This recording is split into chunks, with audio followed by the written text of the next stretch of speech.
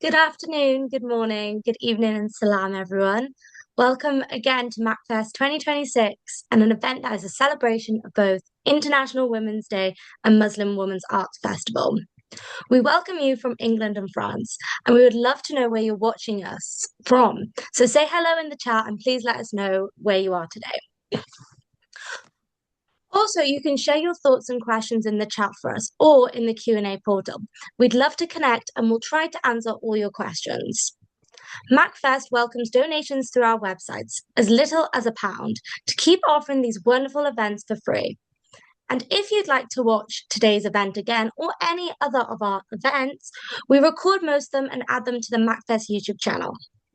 Today, we have three inspiring women on the panel. Sorry, four. Our host is Mars El-Brogy, a TEDx speaker and a journalist, Hyphen's managing editor and award-winning multimedia executive producer. Mars started in independent television production and has worked for all three media-owned Maverick TV, the BBC, and BBC Worldwide. She was part of the launch team of ESI Media's London Live and moved on to become group head of video production for the Evening Standard and The Independent. She writes for Good Food and has contributed to The Telegraph. Passionate about fostering new talent, she is a patron of the National Student Television Association and established the Mars Alkins El-Brogy Award for Multimedia. A former Royal Television Society Midlands ONSEC, Mars is a member of the ITV Anglia Inclusion and Diversity East and part of the RTS East and RTS Futures committees. Mars is part of the 2025 HarperCollins Author Academy. Mars will now introduce her guests. We have Marian Amini, Manama Koleoso, and Deana Soni. So over to you, Mars. Hi, everyone. Assalamu alaikum, and a very warm welcome to everyone that's joined us. I can already see in the webinar chat that we've got people from Chicago, from Nottingham. I'm sitting from sunny Suffolk here in England, and you will find out where the rest of our panelists are sitting. It's truly a diverse panel that we've got, and what a special day today, International Women's Day 2026, an annual online event that MacFest organizes. So I feel really honored to be part of it, and I feel also very honored to be moderating the panel session that we've got today, and also doing this in the holy month of Ramadan. So it's a double whammy. So without further ado, what best way to know who our panelists are than by them saying a few things about themselves? We'll have a mini chat about it. So I've prepared a mini presentation. So it's my little surprise for them. And boy, oh boy, when I look at all of the things that they've done online, I just couldn't really find any, couldn't find anything that would fit, because there are just far too many things that they have achieved, mashallah. So if we can have the slide on, please. We will start with Deana Soni. Deana, who is a presenter, journalist, and content creator. Deana, over to you. Salam, everyone, and hello, wherever you're watching from. Thank you so much for choosing to spend the International Women's Day with us. Honestly, we're so excited to be here. I hate this part, by the way, where I have to introduce myself and tell people what I do, because I'll forget, or I'll be like, oh, I could have done that better, but I'm going to give it a shot. So I am, as Mars mentioned, a presenter, journalist, and content creator. And all this started from wanting to explain myself.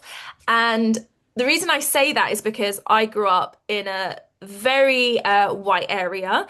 I didn't have any sort of diversity where I was, so it was very difficult to explain how I lived my life and why I did what I did, and also trying to explain what was going on in the news in a way that didn't make us look evil.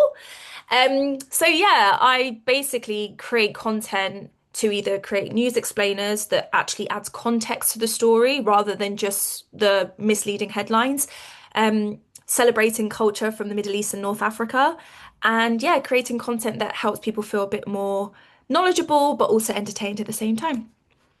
Brilliant. And if we can just go back to the slide, we've got some images here that I've been choosing. So basically been stalking you online. Yes. Hey. But like here, Deana, already it shows a range of the stuff that you've done over the past few years, mashallah. So we've got your radio stuff, you've got your presenting stuff. So here you are presenting Finding the Balance, and then you've also created this online hit called Misconceptions. Just talk to us through about these, and then we'll proceed on to the next slide. Yeah, sure. So first of all, I feel really gassed right now. Thank you so much, Mars. You're making me feel super excited. I'm like, oh, I forgot I did that. Yeah, so misconceptions, as I mentioned, one of the reasons I entered media is because I really wanted to explain like once and leave it rather than constantly have to explain it to different people, sorry.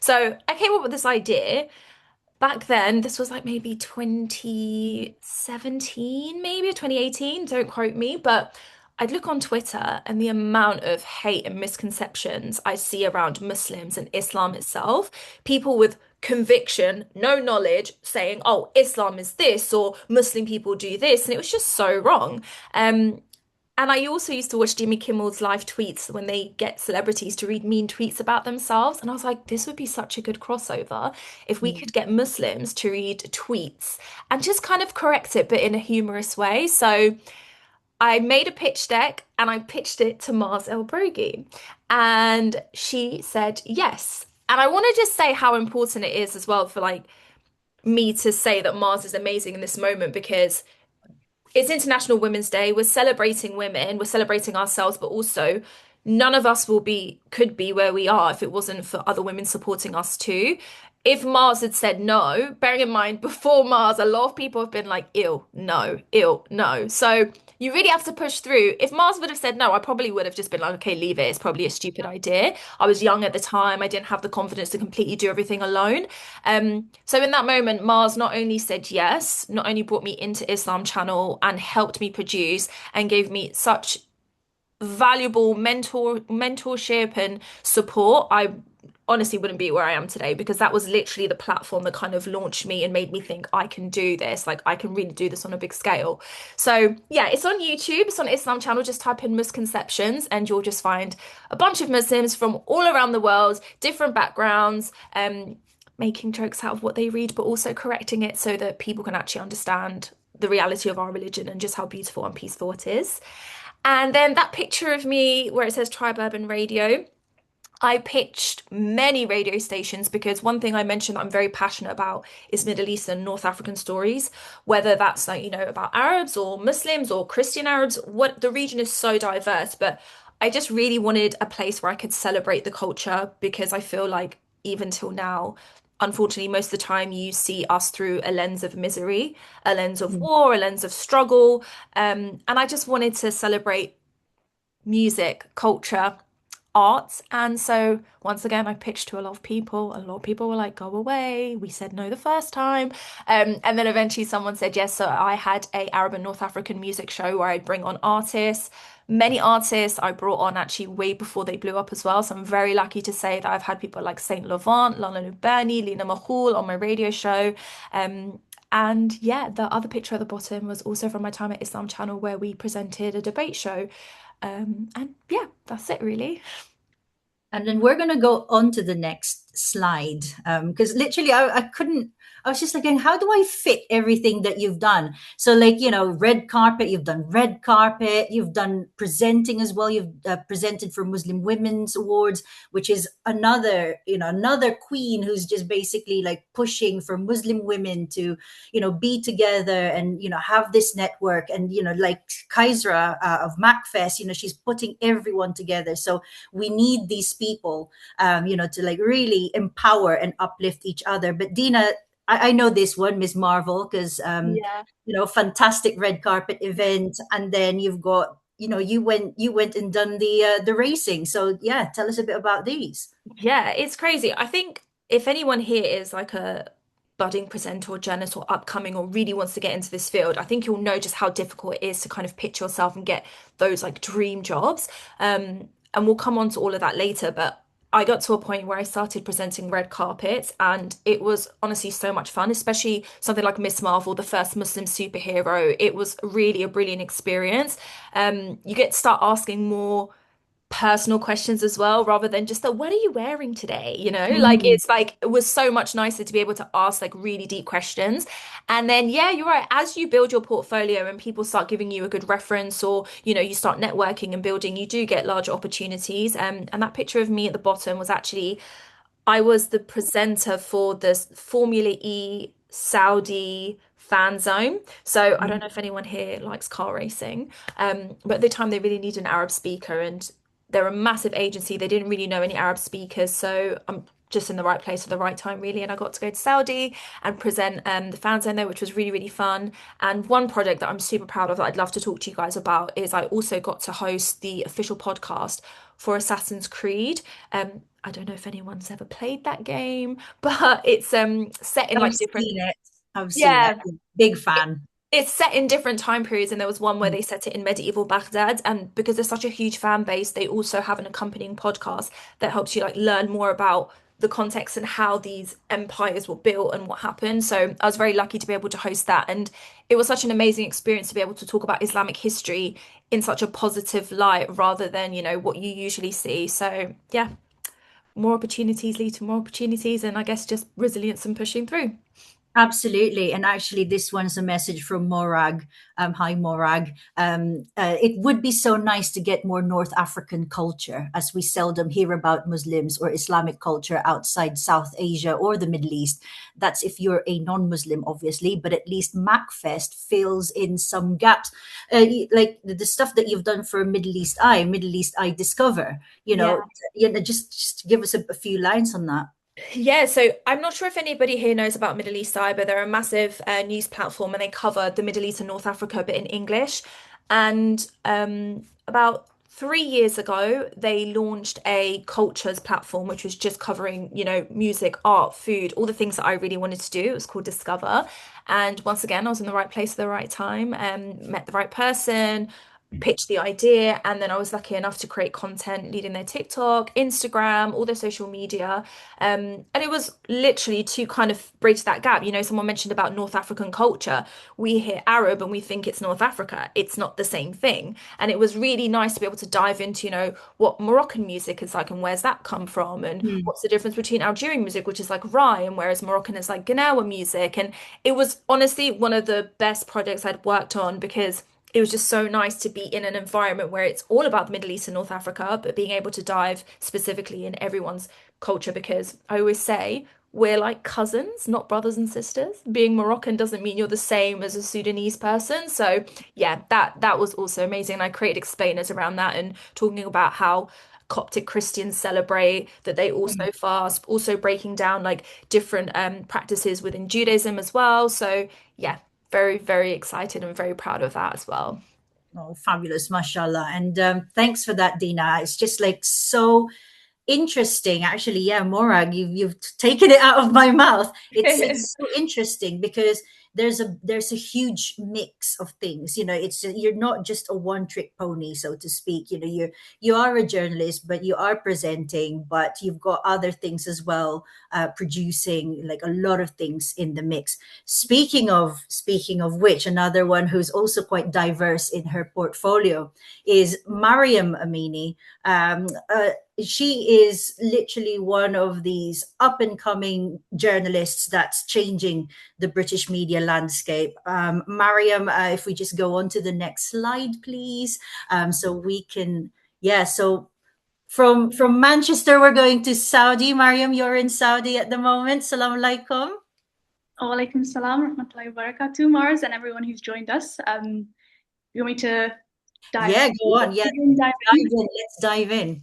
I mean, as you said, I feel like my kind of entry into the world of media is still relatively fresh, but at the same time, I feel like, alhamdulillah, I've been able to cover quite a lot in quite a short space of time. And wait, I'm just going to turn because I'm just got myself speaking in front of myself, and I'd rather not see myself. I'd rather see you guys.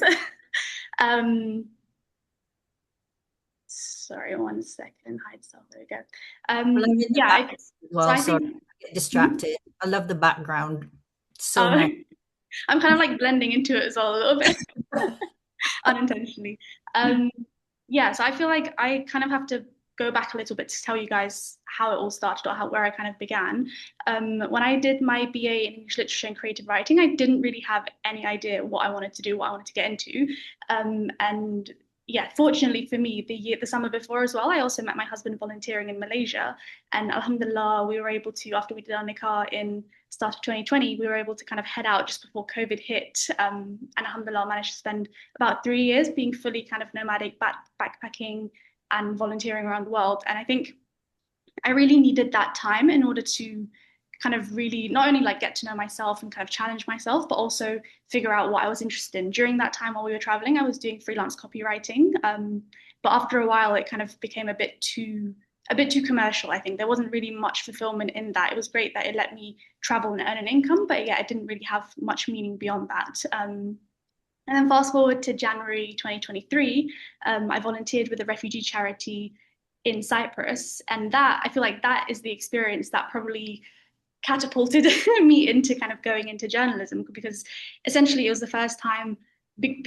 So quite a lot of the people that we were serving in Cyprus as well were from Afghan heritage, and that was the first time for me coming face to face with people who were recently displaced as well. And I think it was such a it was both rewarding and it was also challenging in the sense that it was very confronting for me. I think it brought up quite a lot in terms of what my own family went through, but they were part of one of the earliest waves of migration. So there's still quite a big disconnect between my family leaving just after the Soviet invasion to then these kind of individuals leaving post 2021. But I think that was like, yeah, the trigger that kind of, I left that experience thinking or feeling kind of, okay, what can I do?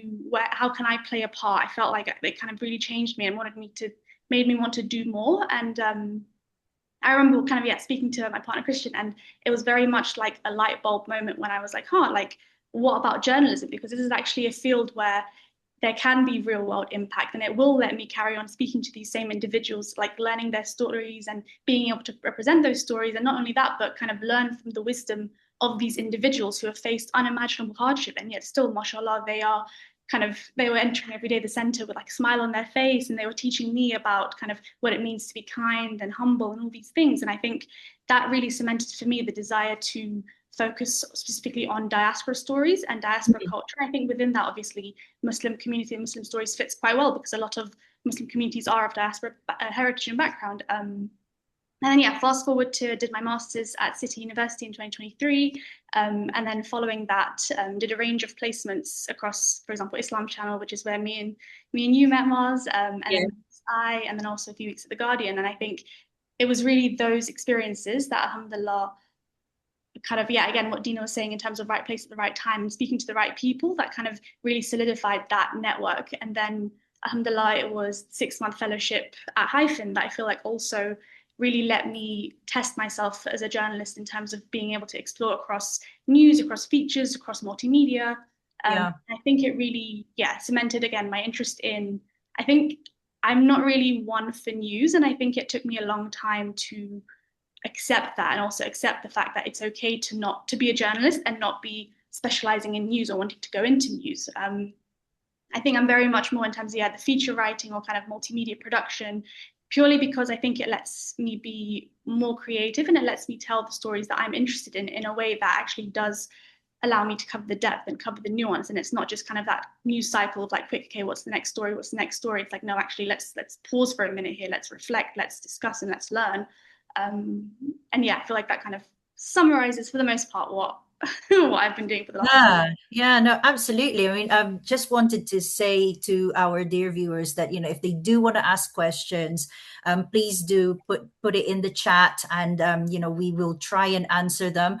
But on to the next slide, Mariam. So I've been stalking you online as well, legally, no TROs involved or needed, thanks. But like, if we go on to the next slide, I've got some pictures here.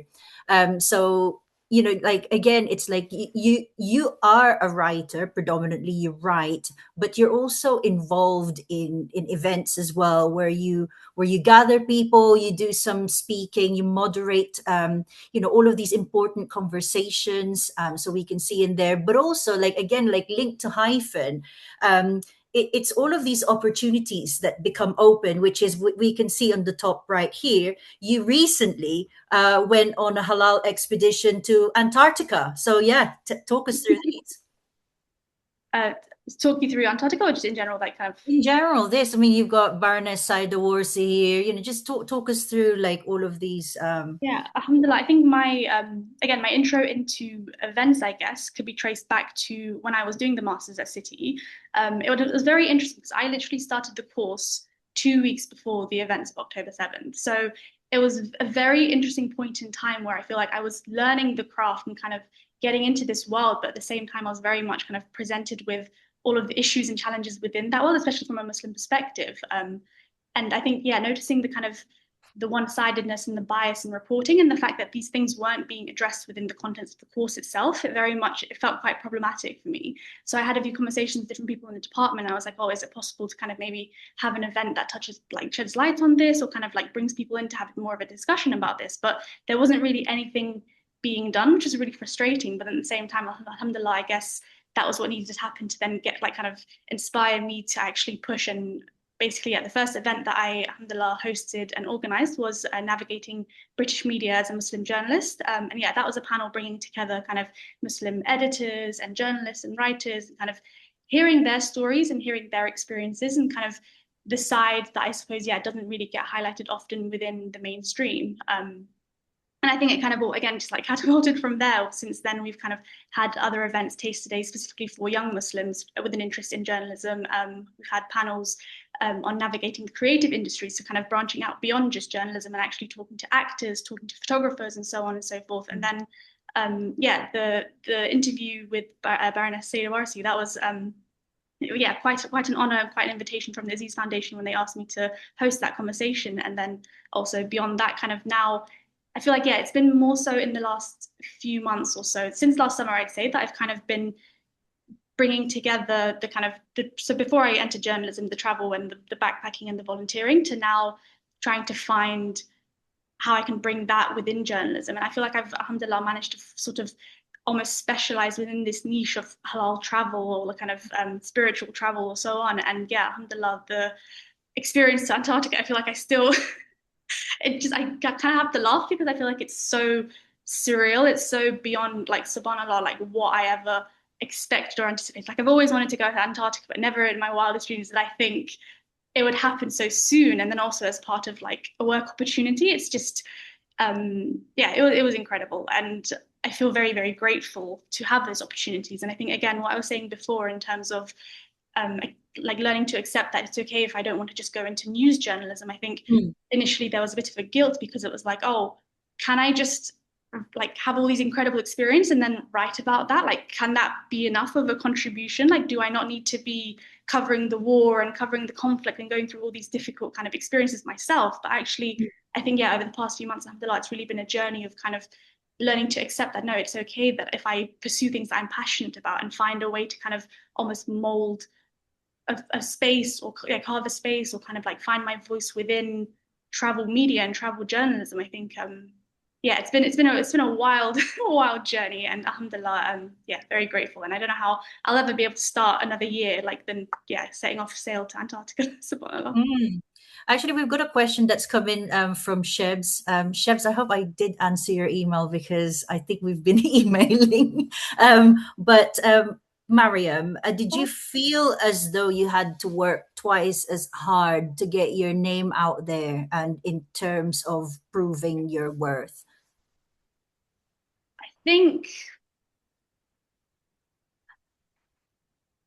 I would say yes and no, in the sense that I think obviously coming from let's say a refugee background, like a family refugee background or diaspora background, coming from a Muslim background and being a minority within the UK, I think naturally there may be less opportunities granted or less recognition for people with those kind of backgrounds and identities. But at the same time, I feel like, alhamdulillah, I feel like I've been very lucky in the sense that I sort of grasped that quite early on. Like, even when I was doing my master's, I wasn't necessarily thinking, oh, I want to go into kind of BBC or all these kind of mainstream places. Like, I was very much like, no, I would rather go into the spaces where I feel like I'm able to kind of test myself and kind of hone in on my skills, but not be a minority. Like, I think I really needed to have that experience of not feeling like my perspective was marginalized in order to then grow and build the confidence to, share that perspective and ultimately represent other perspectives of a similar background. And I think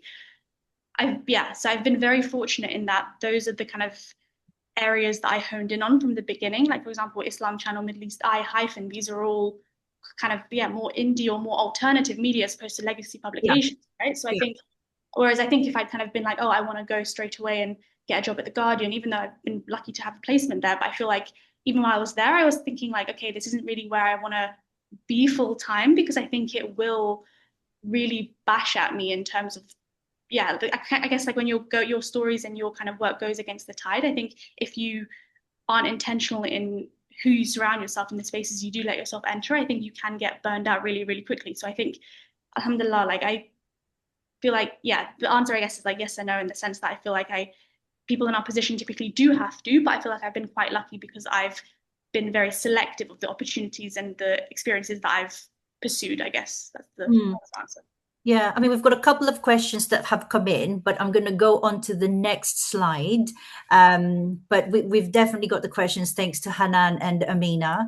But this next slide, again, shows achievements, right? So the Emerald X Aziz Foundation, Next Gen, obviously your time at The Guardian, and then, being part of the Center for Media Monitoring booklets as well. Just tell us a bit more about those. Yeah, I mean, so I guess I can't begin talking about those experiences without actually first and foremost just applauding the work of kind of obviously Emerald Network, Aziz Foundation. Like, these are ultimately the organizations and the institutions that I think, again, being able to kind of work with them and also partner with them in terms of not only getting, I should have maybe mentioned this sooner, but in terms of getting funding for my master's through Aziz Foundation, I feel like that was an opportunity that really got rid of a big barrier for me in terms of financial obstacle. And then I kind of, I've touched a little bit on obviously the Guardian placement.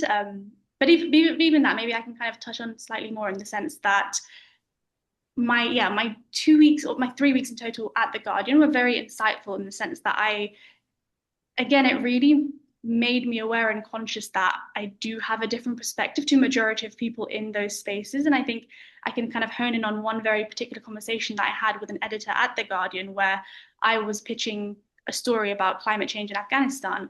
And we kind of ended up having an hour discussion talking about geopolitics and talking about all these different kinds of conversations, and kind of it was really, it was interesting that her sort of biases were starting to peek through, but they were always very subtle and they were very kind of micro.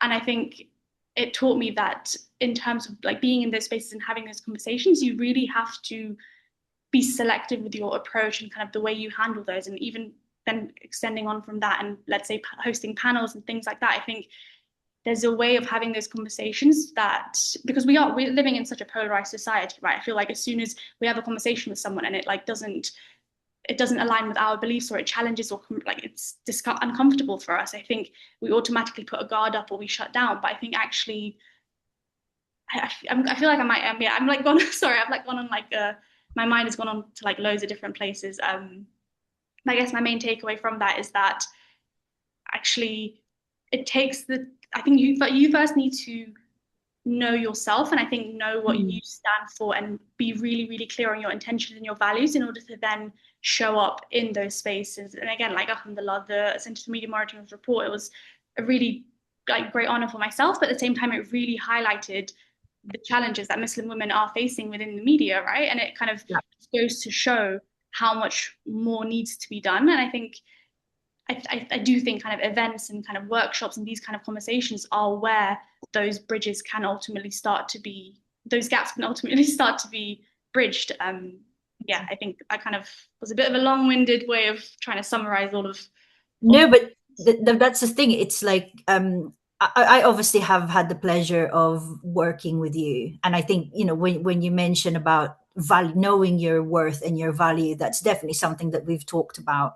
And that's what I really admire about you, because when I speak with people that are just beginning in the industry, a lot of them would probably just take whatever there is because they feel like I need to do this just to get my foot in the door. But actually, without knowing your value and without knowing your self-worth and the intention, like, why am I really here? Why, the whole why, and having the answers to those whys. I think, I admire you because you had those at such an early stage of your career. So I can only but think that you're on to like a great trajectory, inshallah. And really, thank you for, I know you're in Saudi and it'd be iftar soon, but but we're going to move on to our third panelist, the brilliant Mu'minah Koleoso. Mu'minah, you are in Dumfries. Oh my God, it's like a halal Miss Universe. Okay, hi everyone, Assalamu alaikum. My name is Mu'minah Koleoso, and I am originally from Nigeria, but I'm based in Scotland now, but I've lived in different parts of England and Scotland. And yeah, in terms of my background, career-wise, so I'll probably have to tell a bit of a story as well because my journey has been quite like varied. So even from my university days, I studied computer science and maths at university. So that probably some of you are wondering, like, oh, how am I on this panel? Like, isn't she supposed to be like women in STEM? But yeah, so that was my path. At one point, I studied computer science. I was initially going to go down the sort of trajectory of working in tech and software engineering.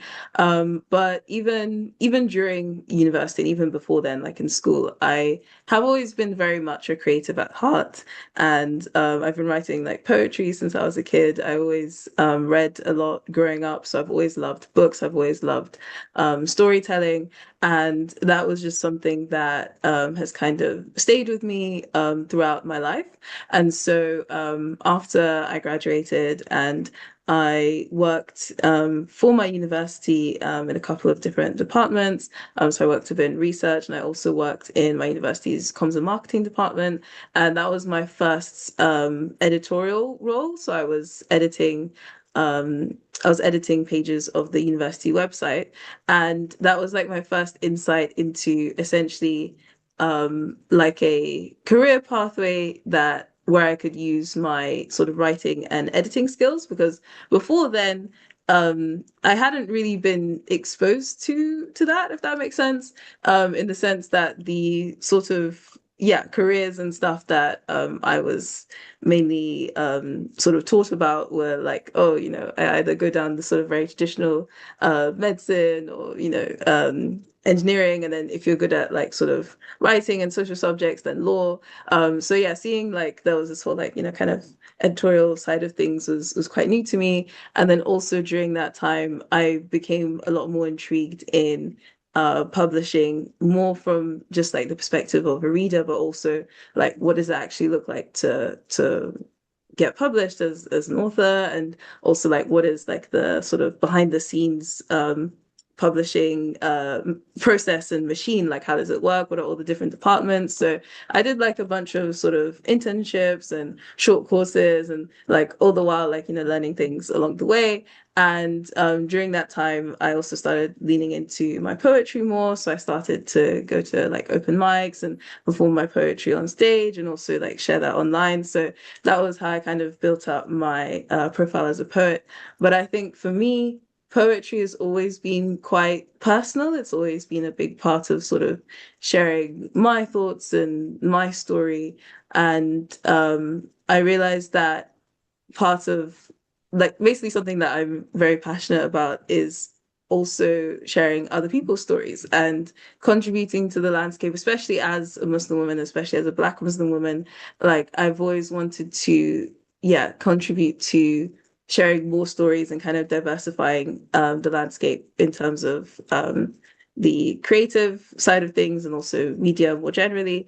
And so that was partially what inspired me to start freelancing as a journalist. So I started writing for different outlets and mainly focusing on stories that would highlight Black and Muslim women across different fields. And then from there, I've always enjoyed like listening to podcasts, and that planted the seed and the idea of hosting my own. But for a long time, I just had no idea of where to start. But fortunately, through one of many mentorship programs that I've done in the last couple of years now, because that was another sort of big part of my journey in getting to where I am now, like receiving mentorship. But yeah, through one of the programs, I was introduced to the director of a media network, and the network's called Be the Change. And at that time, it's quite a funny story. I literally had one day to apply to join because the deadline was the next day. And at the time, I was thinking that, oh, this is a little bit high pressure. I don't know if I can do it. But I put in my application, joined. And so, yeah, I joined the media network as of the beginning of last year. And it was through them I was able to launch my podcast called Sister Station. And my podcast is all about amplifying the voices of Black and Muslim women. So I do a mix of some solo episodes, but mostly interviews where I bring on different Black and Muslim women to talk about their life and sort of different topics and stories. So anything from careers to community, creativity, faith, culture, and just about everything in between. And with the podcast, my sort of the vibe I'm going for, so to speak, is that I want to have like a good balance between sort of entertainment and keeping things lighthearted, but also touching on like deep topics as well. So I'm now trying to like run through the things that I've mentioned. So I mentioned my poetry, freelance journalism, podcasting. I'm also an advocate for focusing on youth voice and women's rights. So I've been part of the Young Women's Movement in Scotland, which is the Scottish branch of so there's the Young Women's Christian Association, YWCA. They have like a world branch, they have a European branch, and then they have the local branches. So yeah, the Young Women's Movement is the Scottish branch. And I joined a couple of years ago. The first program that I did with them was the Young Women Lead program, which was about that year's theme was to focus on young women's democratic well-being. So essentially, the ways to help improve how young women can engage in politics. And so as part of the program, we co-designed a report on young women's political participation in Scotland. And from there, I've been involved in various other projects, including co-designing the inaugural Young Women and Democracy Summit, which we hosted in September last year. I've also represented Scotland in Europe, so as part of the European YWCA study session on peace building and gender equality last year. I also attended the European Women's Lobby Agora summer camp in September in Brussels last year, as well as part of the Young Women's Movement. And so yeah, through them, I've had lots of really cool opportunities to advocate for young women from both a local perspective and also on a national and international scale as well. And I've also had opportunities to talk in Scottish Parliament, again, on the topic of young women and promoting more young women's engagement in politics, and also how to improve our representation as well. And apart from the Young Women's Movement, I've also worked with various other youth organizations as well, including the I Will movement, which I joined last year, and My Life, My Say, which focuses on youth political participation UK-wide. And I think generally, one more thing, or maybe two more. So as part of all of these things, I do a lot of public speaking as well. And then, the other thing that I forgot to mention is that I facilitate workshops. So mainly in terms of poetry, so I facilitate creative writing workshops as well.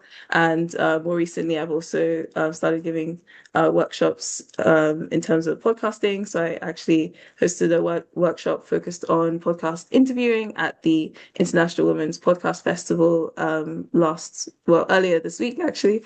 And yeah, I think that's a good overview. There's honestly more. I feel like I've missed out some things, but yeah. Well, the images might remind you, but before we go on to slide one, we've got a question from Faiza here. What was your experience with the open mic like? Were you ever afraid of judgment for others for being a Muslim or a person of color? I find this is one of my biggest obstacles when it comes to getting myself out there. This is a great question, and the answer is yes to all of the above, which also reminds me, I started hosting my own open mic based on my experiences. Yeah, so I actually started hosting a monthly online open mic as of January last year, although it's on a mini hiatus at the moment. But inshallah, from after Ramadan, I'll be bringing it back. But no, definitely everything you described, I experienced. I have been the only Black person, the only Muslim, the only hijabi, the only all of the above at different open mics. And it can feel very awkward, especially because like not necessarily all of my poetry, but some of them just naturally, because a big theme that comes up for me is identity. So I do talk about my faith and cultural perspectives and stuff. And it can feel very alien sometimes when you're going into an environment. And especially I'm trying to say this in a way that makes sense, in the sense that we know that the creative spaces can be very sort of liberal and secular. Yeah, that's the word, liberal and secular, in a way that can almost feel like, as you know, a Muslim from a particular cultural background, like how do I, like, you know, come into that and say my own thing, you know, like will it be accepted? But it's two things. It's one, not like letting that kind of stop you, and it has taken a while. It's like quote unquote exposure therapy. Like it definitely wasn't easy when I started out, but I just kind of just tried to push myself. And especially a good starting point or tip that I would give people is, don't feel like you have to memorize everything. Like even now, a lot of the time on stage, I will take my poem up with me, either like printed out or on a phone. So I think that can definitely help with nerves, because you really don't want to get up there and suddenly, you know, your mind has gone blank. Yeah, that I've been there, done that. It's not fun. So yeah, I would say that, like, especially if you're starting out, like, don't be afraid to, like, you know, just take whatever you want to share and read it. It's really chill. And even if you've been doing it for years, it's very at least most of the open mics and sort of environments that I've been to, like, everybody's been super chill about it. And even, yeah, like I said, the most seasoned poets, some of them will be like, oh, here's a new poem that I just wrote this morning. I'm gonna, you know, bring out my phone and read it. So it's very chill that way. And then yeah, I would also say that everybody's perspective and different unique experiences is valuable, and not to let anyone make you feel like you're not welcome in a space just because, you know, you're different or you're in the minority. And if anything, I think sometimes people appreciate, like, you know, hearing a new perspective and stuff that they haven't heard before. And it's, if anything, that kind of standing out or being unique, like, play into that as your strength, if that makes sense. Sorry, one more thing. So yes, feel free to, if you are interested in joining an open mic, to follow my stuff on socials, and yeah, hopefully you'll find out about the, you know, next open mic, and you can maybe join mine as well. Oh, yeah, no, definitely.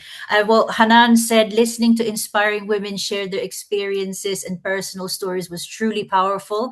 Their courage and determination showed how strength can grow. I've lost my place. Hang on a second. This is the beauty of life. How and determination showed how strength can grow from challenges. And Lucia says, great advice.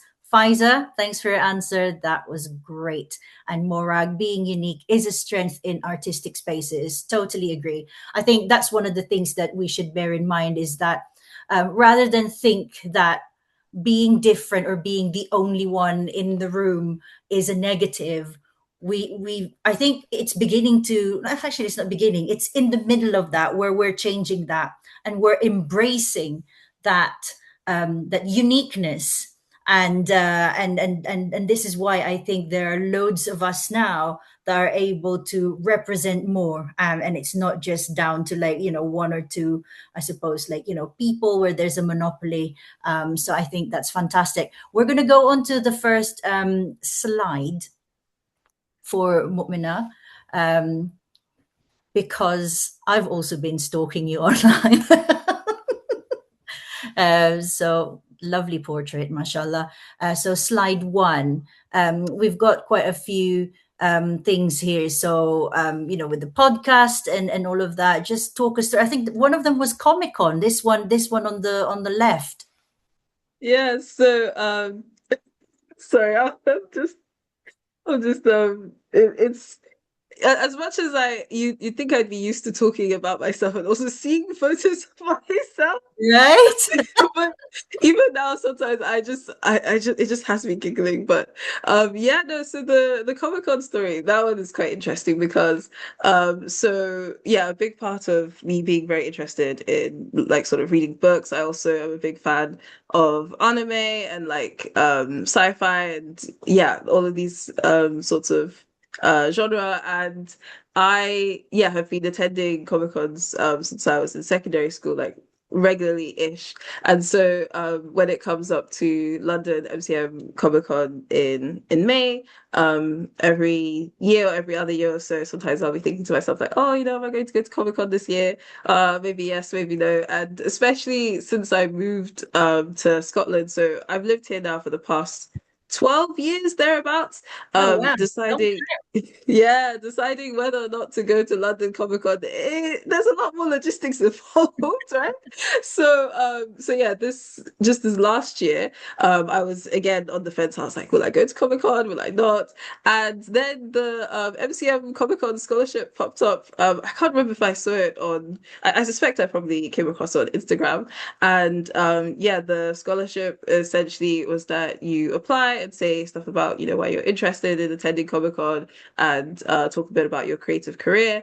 And then if you win the scholarship, they give you £500 to go towards travel, and then also they set up meetings with different industry professionals like relevant to your career as well, and essentially give you like a kind of bespoke Comic-Con experience. So I figured that, this sounds like a pretty cool opportunity, so I'll apply. And if I don't get it, I won't go this year. If I get it, I'll go.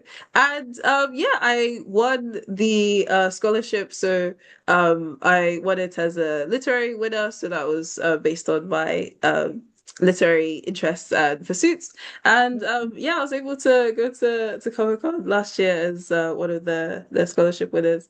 And that was a really cool experience. I got to meet like a bunch of different authors and editors, and it was really cool. We've got some Comic-Con fans here. We've got Morag and Faiza. I do actually collect comics. I have a huge Archie comics collection, which is quite random these days. You can't really find them here. So every time I always find them in airports. But even now, it's not much. But yeah, we'll go to slide 2. So that we can see more of Mu'minah's so podcast. You've got your mentor here, your award. You've won lots of awards. Tell us some. Talk us through these. So in terms of I think I'll start with the mentorship first. So as I mentioned earlier, I've done quite a few mentorship programs. So that has been including I joined the UK Black Comms Network, and as part of the UK Black Comms Network is a community for Black professionals in like comms, media, PR, that sort of field. And when I joined, they were also running a mentorship program, which they do every year. So I applied for that, and they matched me with my mentor Fallon. So the picture here is of us meeting for the first time in person, because the entire mentorship program was online. And Fallon works in comms in the NHS, and she has honestly been one of the most sort of instrumental people in my career trajectory these last couple of years. Like, she's supported me so much. much, and helped me really build my confidence and my experience in comms, and also just generally as a multi-hyphenate creative. And as well as that, I also participated in the Muslim Women Connect mentorship scheme. And Muslim Women Connect, I think they've been running their mentorship scheme for the past like 10 or so years now, again, for Muslim women professionals, but across different industries. And through them, I was paired with Sarah Aisha Muhammad Jones, who's the founder and CEO of Asra Club, which is an organization community for Muslim women focusing on wellness and sport and sisterhood.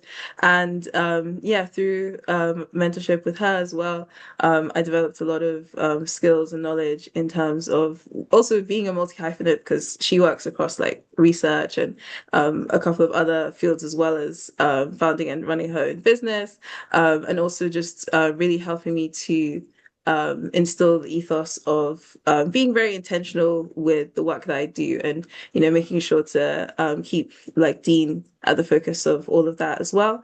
And as well as that, when I joined the My Life My Say squad leadership program, so this was focusing on political leadership and mentorship in that sphere.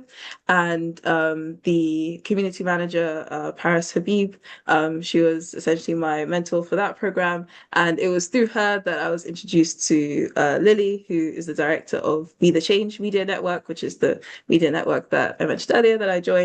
And it was through them that I launched my podcast. So the picture on the left here is of me being interviewed by Lily on her podcast. And this was like me kind of introducing myself as a member of the network, and also talking about my creative career and launching my own podcast as well. And also through the sort of collective combination of the power of being mentored by so many different amazing, incredible people, and also like networking a lot, going and attending a lot of different events. I have also won quite a few awards in the last year. So there is me holding the award for culture and entertainment from Young Scott. And on the previous slide, I also won the Creator of the Year award from the Black Scottish Awards. And I've been recognized in a bunch of other ways too, but I think one of the sort of key takeaways, so to speak, from this experience has been two things. Number one, coming from my coming from my background, essentially low-key like coming into the industry from outside, because especially when I like graduated back in 2023, my entire like network and background up until that point had been built around computer science. So I didn't know anybody that was like in writing and this thing and the other thing. So I felt like I was kind of starting from scratch, and like I had all these big goals of everything that I wanted to achieve that just felt very far away. But now fast forward almost like 3 years on, like alhamdulillah, I've been able to achieve a lot in a relatively short space of time. And so if you'd asked me like back then, I would have been like, oh, who is that? Alhamdulillah.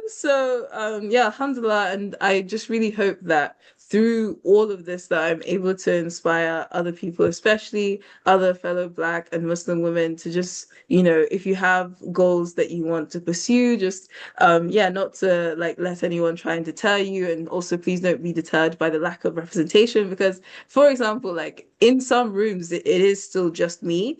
I would love it to be like, this time next year for there to be, for me to be looking around and, tons of us, Muslim women, Black and Muslim women from like all different backgrounds. Like that's what I like. That's my vision for the future. Like we all need to be, there in the club, as they say, as in the industry.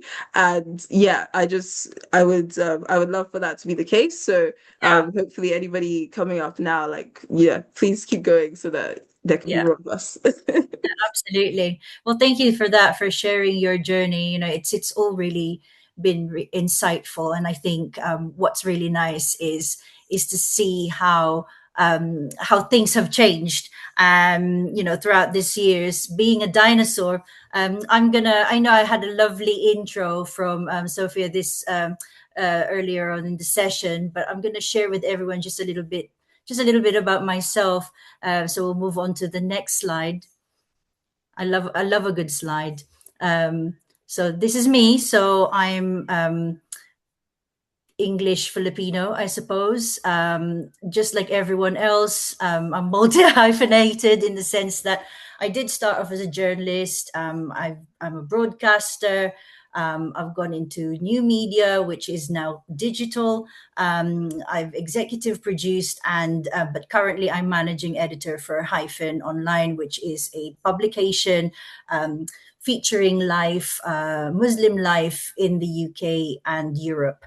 If we just go on to the first slide, the reason why I chose these photos is because it kind of like just gives, I suppose, an overview of what I've done through the years. As Sophia mentioned, I've got the Mars Award, which is with the National Student Television Association, and what I think is really important, because when I started, there definitely wasn't a big emphasis on diversity and representation and all of that kind of thing, and that's just because I suppose there weren't many of us that were coming forward, and this is why I think when I got to a more senior position, and when I could be in a position where I could help others that are entering the industry, or people that are, I suppose, in the middle section, and also that are wanting to sustain and stay relevant. That's the kind of thing that I wanted to do. Hence, I get involved with a lot of steering groups and committees and things like that. So even now, I've become an advisory member for the Muslim Creators Network, and just making sure that we're all having that conversation, because I think I always use this as a quote which comes from Bug's Life, but we are stronger together. And I do really believe that if we are in silos, we're not really going to achieve anything, man or woman.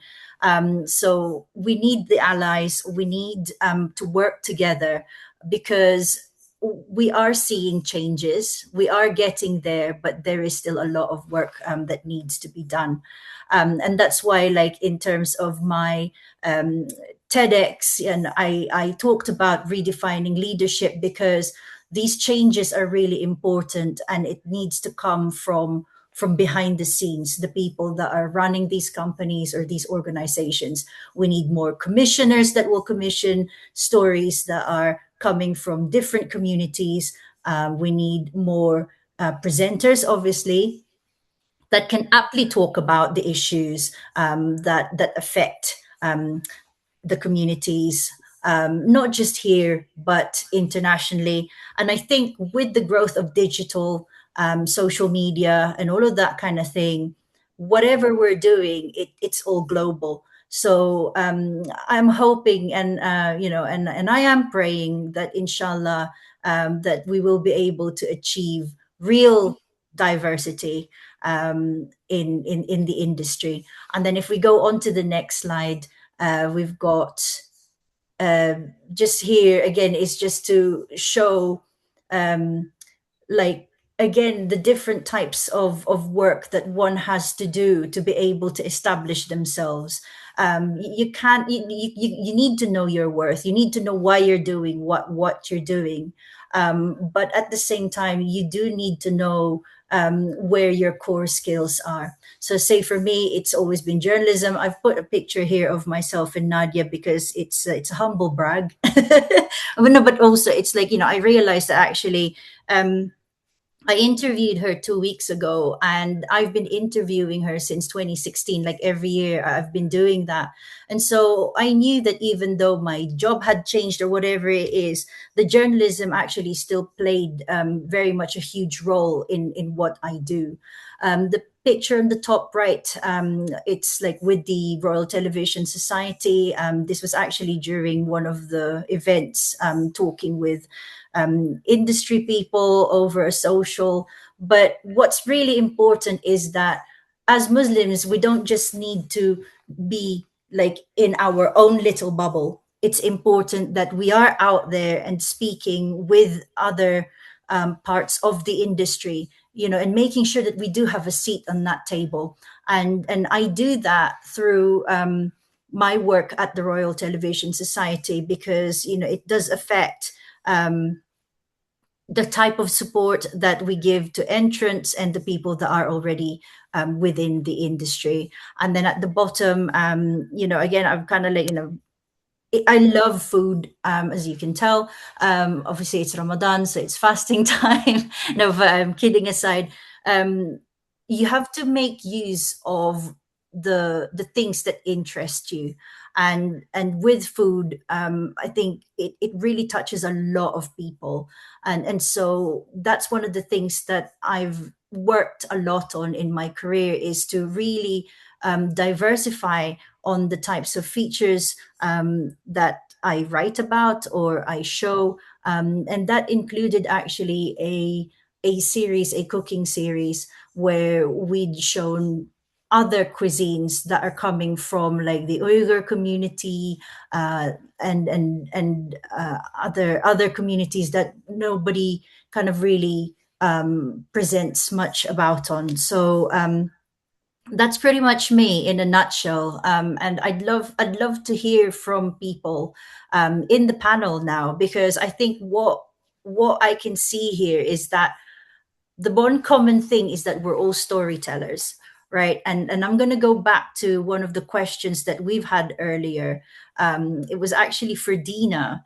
And it was about what would you say was the most impactful story that you've worked on? I think I saw Hanan write that question. It's such a hard question to answer because I can't determine the impact it's made. Obviously, you can look at like numbers and shares and views and stuff, but there might be a story that I've done that really impacted someone that I'm not going to be aware of. But I am really proud of the work I did straight after the October 7 attacks. Actually, I got moved over from culture into news and Middle East Eye, and I was doing a lot of explainers. So I guess I'm really proud of that. But I guess the answer changes depending on what impact you think you've achieved. But I think that's also a great thing about our work, is we never know exactly how big the impact is. But I am definitely very proud of the work that I did over that time. I think as well, Deana, the work that you've done with misconceptions, although it's not hard news, the fact that it was correcting those misconceptions about Muslims and done in an entertaining way is actually a really good form of dawah. Yeah, that's also a very good perspective. You're so right. And I do remember actually I had a few people message me on LinkedIn being like, FYI, HR is sending this video around just like to help with like Ramadan, because we had a Ramadan special where we spoke about misconceptions there. So yeah, that's also a good one. Thanks, Mars. I forgot about that. Number one fan. Hey. And Mariam, there was a question here from Amina saying, can you talk more about the hyphen placement? Because she's hoping to apply for it this year. Deadline's coming soon, by the way, Amina. So better get typing. But would love to know more about it and the application process. Yeah, so I think in terms of what I can shed light on in terms of the actual application was, obviously it's standard kind of online application where it goes through kind of your experience, your interests, why you think you'd be the right fit for the fellowship itself. And then it was in terms of the process, it was quite straightforward in the sense that I then had a phone call with the editor-in-chief. Like, again, it was very informal. Like I kind of was expecting maybe like Zoom or in-person like interview kind of thing, but it was very informal, kind of 15-20 minute phone call. And then afterwards I had to send, I think, 3 pitches over, like 3 example pitches for stories for their different kind of sections, so news, lifestyle, and culture. And then after that, alhamdulillah, that was kind of when I received the news that I was accepted. But I've since, having spoken to other people who've applied in kind of subsequent years, I've been told that there's also a potential task or potentially a couple of interviews. So I feel like the process might have changed slightly since when I applied back in 2024. So that was kind of my experience. And in terms of the experience of being on the fellowship itself, I can't kind of speak highly enough of the experience itself, just because I feel like, yeah, I think maybe because I'd done the Guardian placement just before, and I kind of being in such a big kind of media house, and you're very kind of, there's just you and then there's hundreds of staff, right? Whereas when I went to Hyphen, the team is quite intimate. I think it's like, correct me if I'm wrong, Mars, maybe like 15 to 20 at the moment, or maybe slightly more, but still quite relatively quite an intimate team. And I think it really provided that kind of safe space and safe environment for me to feel like I could kind of come into my own, and I could kind of, the experience of, for example, every week pitching news and pitching feature ideas, kind of growing my confidence in the ideas that I had. And then also the fact that, yeah, you're just kind of producing so much in terms of features and news and kind of piece to cameras or kind of, short form videos for social media, things like that. It does keep you kind of constantly producing. I think that's it's a really important experience if, for example, like I guess I'm comparing that to kind of my experience now since then, like being freelance for over a year now. And I think obviously the difference of working in that space full time compared to being freelance, I think like when you're there and you're surrounded by other people, and then also the fact that you have those meetings that kind of almost, not in a bad way, but they force you to kind of every week put yourself out there and pitch and so on. It kind of creates more of that kind of consistency. Whereas when you're freelancing, it is literally on you to put yourself out there and pitch because no one else is going to make you do it. So I think it's just interesting kind of comparing those two experiences as well. But I'm happy to, if you have any follow-up kind of questions as well, like I'm happy to have a conversation or share any more about the experience as well.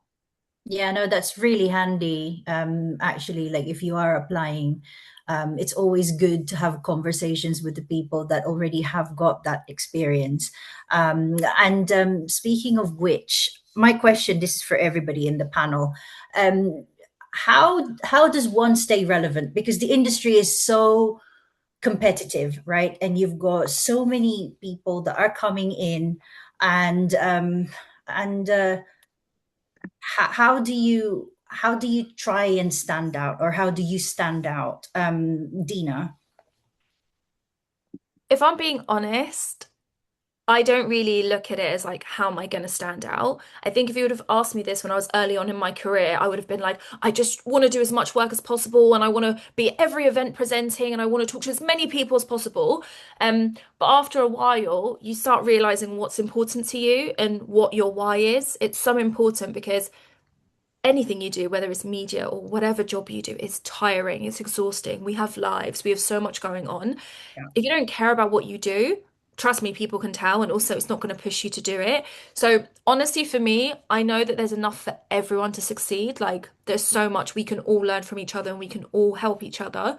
Me helping someone or someone having an opportunity doesn't take anything from me. What's meant for me will come to me. I'm like, if you're Muslim, I know you believe that very strongly. But for me, I just try and do things that I care about, because I also can't fake emotion. Like I can't fake caring about something, and you will tell. You'll look at that video and be like, why does Deana look so upset? So for me, the answer is just doing content that I really care about, and always looking back and thinking, okay, this really worked. Okay, maybe I can do a similar style to this, and that kind of helps me stay relevant, I guess. But I think the core answer there is do something you care about. Yeah. MUminah? I think my take is, as cliche as it sounds, just be yourself. As in, I think that's the easiest way to sort of stay relevant and stand out, because again, this is going to be super cliche, but when people say like, oh, there is only one you and nobody could beat you, because I think especially in my experience for years, like trying to almost quote unquote run away from myself, i.e. like this need to be like, okay, I need to just try and fit in, I need to try and assimilate and be like everybody else. So like every aspect of my identity, I was constantly trying to downplay it. And it's so funny because like I've been wearing hijab since I was like 10. And one day, like I think like late teens or early 20s, I just realized that, look, there's only so like un-Muslim I can be. Like they just look at me and it's all And it sounds so ridiculous, but I'm like, what am I doing? Like it's like I'm trying to, I don't know, I'm like maybe like I'm trying to think of a good image to give, but just imagine like somebody like standing with like a small object in front of them, like this. People can see, like you think that they're just like this isn't doing anything, it's doing nothing. Like I might as well just make life easy for myself and just show up as my full self and you know take it as it comes. And if anything, like when I kind of had that mini epiphany as it were, like it made things so much easier because yeah, like instead of feeling like I had to like change, like do things and be like, oh, I need to hide, like just you know embrace yourself, show up as your full self. And like alhamdulillah, you know it's working for me, so inshallah it will work for you too. No, absolutely. Mariam. Yeah, I think I'm kind of gonna add to that, but kind of a different kind of spin in the sense that I think for me personally, I feel like the more that I have prioritized faith and deen, not only in work but within my life, I feel like the more alhamdulillah opportunities have found me, or the more kind of I've been in the right place, the right time to be able to then pursue or take those opportunities on. So I think it's kind of, yeah, really sort of trying to reaffirm that belief that you already are enough for God. Like Allah like doesn't need you to work late into the night. Allah doesn't need you to kind of, yeah, show this or show that or prove your worth or be able to post or reach this many views and so on and so forth. So I think constantly like, and I think, yeah, for especially working in media, and I'm sure like kind of women and Deana and you yourself, Mars, can attest to that, but like being in media and being of kind of a public facing role, right? It's like you really have to remain so conscious and so aware that kind of your intention and why you're doing things doesn't change for the sake of kind of views or for the sake of how you're perceived by others. And I think that's something that it's like I'm constantly, it's a daily kind of, I wouldn't say battle, but just like a daily kind of thing to be aware of and mindful of, that you don't kind of lose yourself within trying to make something of yourself, because the kind of main relationship or the main connection that I believe kind of you need to be fostering is beyond everything in terms of productivity, work, career, all these things, I guess. Yeah, no, I mean personally I find that obviously because I'm older and I always joke about my age, but I think for me the biggest thing is that a lot of my knowledge or training would be a little bit more behind than everyone else, because especially if people are training at university, doing courses, you know, it's a lot more up to date. And I think that at one point I just went like, oh my goodness, like, can I still do this? Because, you know, you just think like there are just far too many now. And, you know, how do I even stay on the same level? And I think for me, the key learning was obviously Allah will give you things that are supposed to be for you, that is meant to be for you. There are things that I've done that I didn't even think I would be able to do, or be in somewhere that I, you know, like, why would they even have someone like me there? So tawakkul is like such a massive thing, right? Like that trust in Allah. But also for me, the key learning is just keep training, keep learning, never stop. And then that really helps with, I suppose, with the confidence. You know, I didn't, even though I was doing new media, which is now digital, I went and gone and done like a Google course on digital marketing, just so that I can understand more. And it really helps a lot. So I think that's kind of like my 2 pence piece on things. But if you could speak to your younger self, this is one of those cliche questions, right? If you could speak to your younger self, what would you say to them? You know, like, yeah, what would you say to them? For me, I would probably just say to myself, like, chill out. But yeah, Mariam. Yeah, no, kind of along those lines, in the sense that like you can take it easy on yourself and you don't have to carry the weight of the world just on your shoulders, like individually. Like I think very much like when I started my master's like in journalism, I kind of had this whole motion of like, yeah, I'm going to go in and I'm going to like change the world and like kind of, and not to say that alhamdulillah I haven't been able to kind of make little trickles within my own world, but I think just learning to accept that that is enough, and kind of you don't have to prove yourself beyond you trying your best, like, and that is enough. And kind of as long as your intention and your efforts are coming from a pure place, like just, yeah, be like take it easy on yourself. Yeah. Mu'minah.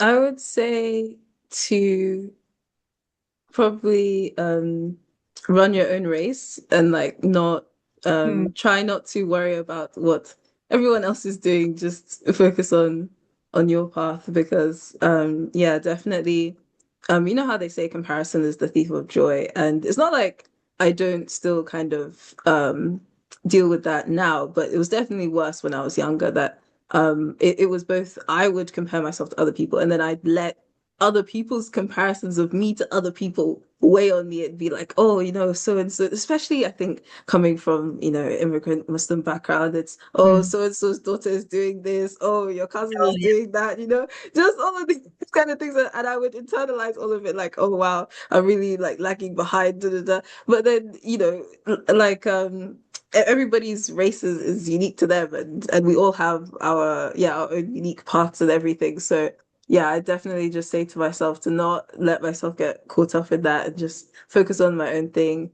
and yeah, just do that. Love that. Run your own race. Yeah. I mean, yeah, it's so true. Deana. I would tell myself that it's not too late. I entered media like a little bit later in my career because I thought I was going to be a politician. And then after my degree, I was like, politicians suck. But that was like my experience just because I was doing international relations and it was always like lies, lies, lies. Obviously, there must be some lovely politicians out Still there. not too late. Yeah. PM. So then I was panicking and then I fell into teaching, did that for a few years and I was like, I can't do this till I'm 70, panicked more. And then I knew that I'd always thought about doing media, but at the time I didn't see anyone that looked like me, so I thought it wasn't possible. Had no connection, so I was like, how am I going to do this? And then when I started interning like absolutely everywhere, I just kept thinking it's too late, it's too late. And I spent so many years stressing about it, thinking it's too late, but still trying. But then I was just constantly getting ill, burning myself out. So I would just say it's not too late. Ice cream van, I'm sorry if you can hear that. But yeah, it's never too late. It's you've always got time and you're exactly where you need to be. You can't be late. Like it's your own life. You just have to keep going and make it what you want, but just don't get yourself sick in the process. Absolutely. Yeah. You know, it's a classic one where you have to tell people it's just work at the end of the day. And as Muslims, we obviously are reminded, you know, why we are in this world. And, you know, we are not here for, you know, we are not here to be influencers. We are not here for the views. You know, we are here to worship Allah subhanahu wa ta'ala. Yeah, Deana. Can I say one more thing? Obviously I don't know like where everyone's from or like what their background is, what their motivation is, but my experience has been because I'm a Muslim woman who's originally from Egypt, I feel like there's so much duty that I've put on myself. It's not necessarily like people are looking at me being like, are you representing? I've put that on myself because I want people's stories to be heard. I don't want people to think that refugees is, you know, all these stereotypes that we hear around it. I don't want people to think that there's only a certain type of human. So I think sometimes when you work in a field where you're trying to represent a certain group of people or explain things, you put a lot of pressure on yourself. I don't know if Mu'minah and Mariam, you ever feel like that. It's like you feel like you're never doing enough. And I think that's why sometimes in this industry it's so easy to burn yourself out because you're like, I could be doing more, and you stand for something. So you're putting way too much effort into certain things sometimes and you know, compromising on your sleep and your health. So I don't know if any of you ladies have ever experienced that, but I think this field is a bit tricky because it's not just a job. Oh, absolutely. I do. I do. I mean, as you know, we've been in the same team together, and I always think of the team. So it's not so much as I suppose when I was younger, it was like, oh, how can I get promoted? How can I be this? You get to a certain point where you go, gosh, you know, this is the team. And if one of the team members isn't happy or is I don't know, just having issues and stuff like that, or if they're facing challenges, then I always take it upon me. I always go, oh my God, how can I solve this?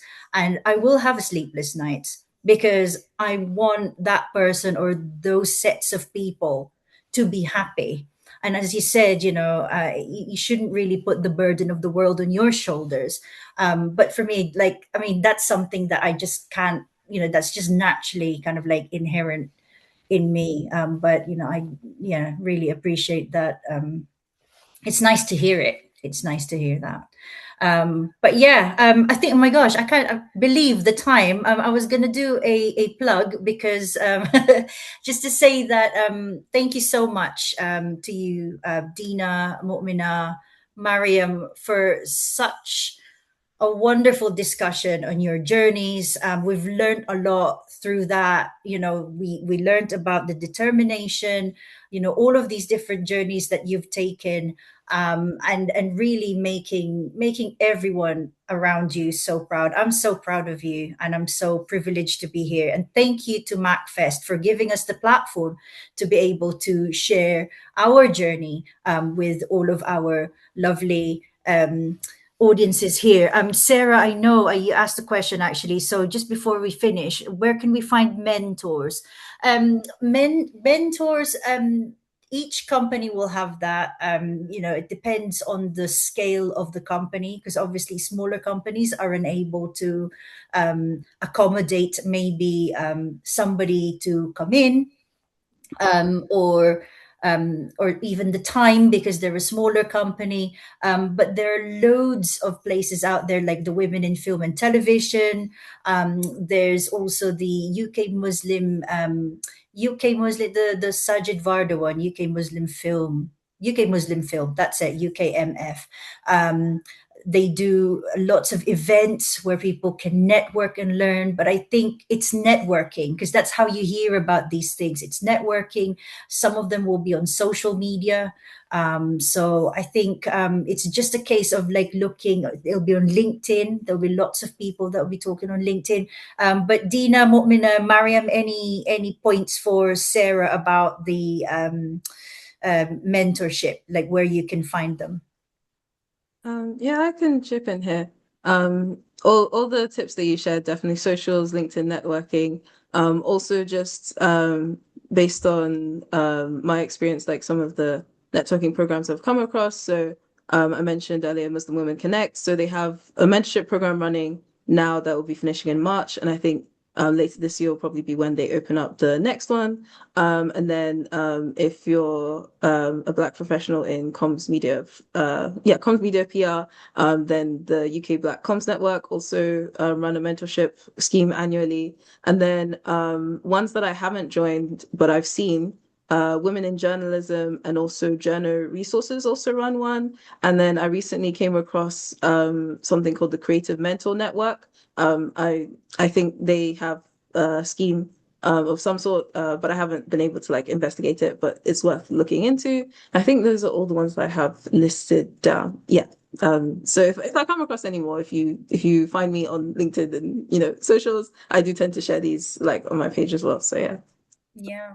Deana, Mariam, before we wrap up, any other networks? Yeah, just to add to that, journal resources. And then also for me, I think Aziz Foundation has been such a big one in the sense that obviously they provided the funding for the masters, but then beyond that, they kind of run quite regular events for kind of scholars and alumni to get together. And it's not always just people that have been part of the foundation. It's like with other kind of Muslim community organizers and so on and so forth. So I think them, and then also Emerald Network is a great one. They're more for professionals, but I think it's great to kind of be in that space and meet people who aren't necessarily in your field. But I think those are the kind of places and the kind of conversations where you meet someone and it might then instigate an idea for something else. It's just worth being in those spaces and having those kind of creative conversations. Absolutely. Deana. Also people that inspire you. Am I on mute? No, I was saying D-Money. Oh, D-Money. Oh, sorry, you said you're on mute, honey. I was like, oh. I was just going to say, DM people that you really admire. If you see a journalist's work that you love or somebody in sports or whatever, just DM them and be like, hey, like, I'm really inspired. Is there anything I can do to potentially, like, have a coffee with you, or maybe we can have a virtual meet? Sometimes they are super busy, but the more you ask, the closer you are to a yes. And I just want to say, like, everyone's journey is different, and yes, all the work that everyone's doing here is amazing, but I just want to say, like, I don't believe anyone is special. It's not like we're magic or like we're the chosen ones. Like, anyone can do what we're doing, but you just have to start. And I've never had a mentor apart from Mars. I didn't start on any mentor program. I didn't do a master's in journalism. Like, you find your way. So as long as you've got that passion, reach out to people, DM people, look around, go on Google, but also you can also figure out yourself. Like everything is achievable if you do the hard work. So yeah, best of luck with whatever it is that you guys want to achieve. Absolutely. And you can all find us on LinkedIn or on Instagram or, all of that kind of thing, reach out. And just my plug is that I'm going to be back with another MACFEST session in June about Muslim women converts. So please don't forget to book a spot.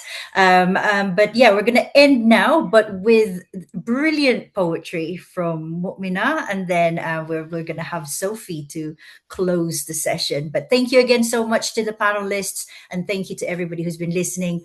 Mu'minah, over to you. Yeah, thank you everyone for having me. And I had a bit of a panic earlier when I saw everybody was requesting poetry. I was like, oh no, which one to share? But yeah, I decided I'll go with one I wrote recently that I shared in Scottish Parliament for a Young Scot event, and it's called The Weight of Words. This one. For better or worse, words can heal, but they can also hurt. They can be the poison or the cure, hindrance or helper, bear knowledge that brings clarity, or alternatively, they can act as a smokescreen, used to give you a myth and call it history. Catchy headlines, painted pictures that play on our emotions and make us all think one way. Freedom of speech, claimed as an excuse for the mind games at play to distract from the real issues and facts facing people every single day. Words can be used as a cloak to cover the truth, hidden algorithms that chew up facts and spit out fake news, instead messages of hate and harm woven into captivating narratives that get inside your head. This is how it starts, when words are wielded to push people further and further and further apart. But what about the reverse? Words as a blessing and not as a curse. Words that harness the power in every story, but more importantly, there is power in your story to build community on the foundation of our interconnected shared humanity, leaving a lasting legacy, one that will stand the test of time through history into modernity. The impact of a story to motivate and inspire is not to be taken lightly. Every voice, every vote matters, every person, every experience, every facet of our identities that combine to form a unique matrix. So picture this. If we all band together and stand on business, share the truth in our stories, speak up for justice, we can make a huge change, really make a difference. From Scotland to Palestine, together we all can rise. From Congo to Sudan, in solidarity we stand. From Afghanistan to Ukraine, from Syria to Yemen, Greenland to Venezuela, Haiti to Myanmar, from Nigeria to Iran, the list goes on and on and on. So never forget that your words, they hold power. Do not be afraid to use them. Just make sure you use them for something good. The platform itself doesn't matter, from the boardroom to the podium, from the schools to the streets to parliament, online and offline, in your house or outside, with your family, with friends, strangers. Do not underestimate the power that you hold in each of your fingers, the edge of your thumb, tip of your tongue, ink in your pen, the weight of our words, all of our words. Wherever we go in this world, we must remember that the words we leave behind could just be the kind that moves hearts and shapes minds. Thank you. Mashallah. Really enjoyed that. Thank you so much, Mu'minah, for sharing us. I love your lovely poem. And yeah, that's all from us now. Over to you, Sophia. Wow, thank you, Vinama. That was a beautiful and touching poem, and what an amazing and illuminating conversation amongst some incredible women today. So thank you, Mars, and the other guest. You were incredible. So remember, MACFEST welcomes donations through our website, so we can keep offering these free events for everyone. And if you'd like to watch today's event again, check out our YouTube channel.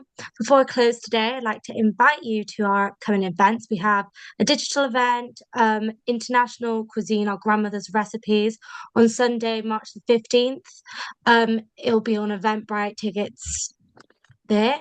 And then a live event is tile painting at Brush and Paint Studio in Stratford on Wednesday, March the 25th. Again, you can find a link to tickets on Eventbrite. So that's all from us today. Happy Ramadan, wishing you a good iftar this evening. Thanks for watching. Bye, everyone. Thank you, Sophia, from me to you as well. You've done a brilliant job. This was your first placement with us from the University of Manchester for hosting us today. Thank you from me as well to Mars and our amazing panelists. I think it's been absolutely a real feast. What a way to celebrate International Women's Day. And thank you to all our audience right across the world for spending time whilst you're fasting, some of you. So Ramadan Kareem, everyone, and Assalamu alaikum wa barakatuh, and see you, inshallah, next Sunday.